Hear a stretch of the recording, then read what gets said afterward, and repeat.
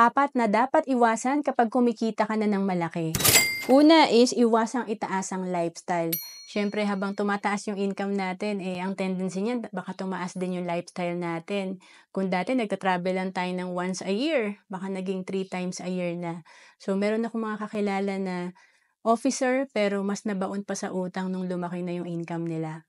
And then, pangalawa, iwasang hindi makapag-ipon at makapag-invest. Napaka-importante talaga na may ipon tayo at investment kasi ito yung mga asset na magbibigay sa atin ng additional income.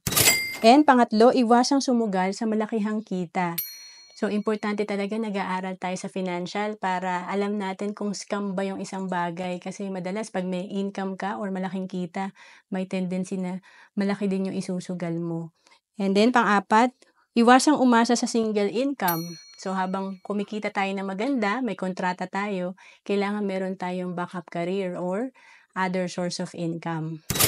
Kasi alam mo kapag okay ang cash flow natin, mas mabilis tayong makakaipon at mabibuild natin itong tinatawag kong alkansya or solid financial foundation.